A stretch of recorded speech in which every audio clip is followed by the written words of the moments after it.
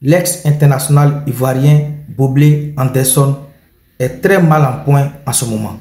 Les amis, ce que je vous demande dans cette vidéo, c'est de partager cette vidéo au maximum pour que ça puisse arriver entre les mains des bonnes volontés qui voudront bien venir en aide à ce joueur-là qui a fait les beaux jours du football ivoirien et de notre équipe nationale. Ce jeudi matin, 29 août 2024, au domicile familial, l'ex-footballeur international ivoirien Boblé Aligné Anderson reçoit des soins. Les blessures sur son corps témoignent d'une maltraitance inquiétante.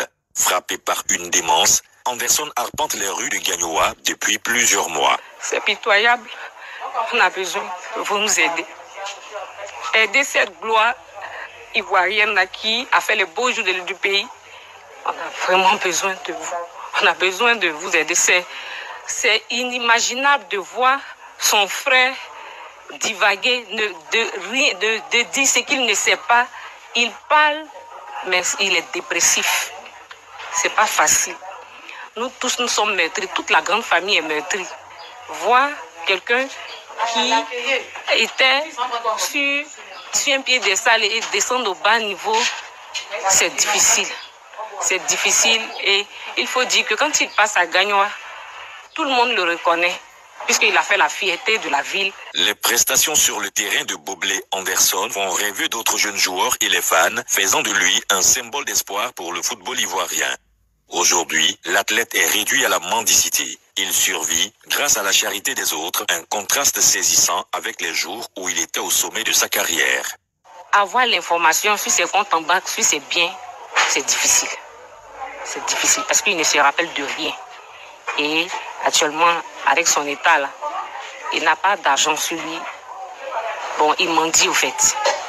Alors qu'il poursuivait son rêve en Europe, la maladie a commencé à se propager, plongeant son quotidien dans une spirale de souffrance. C'est depuis l'Europe, et quand il est venu, il y a nos grands frères qui ont essayé de l'interner à Bergerville. Bon, l'information que moi j'ai reçue, il s'est évadé. Il s'est retrouvé à Issia. Également, il s'est évadé. Et quand il venait sur Gagnoa, ceux qui l'ont vu au début, il était chaussé avec sa valise bien habillée. Et la santé s'est détériorée depuis le mois dernier jusqu'à maintenant. Et c'est dans cet état-là que vous l'avez trouvé, dénudé, sale, sans chaussures, les pieds enflés. Et il a des plaies de partout sur le corps.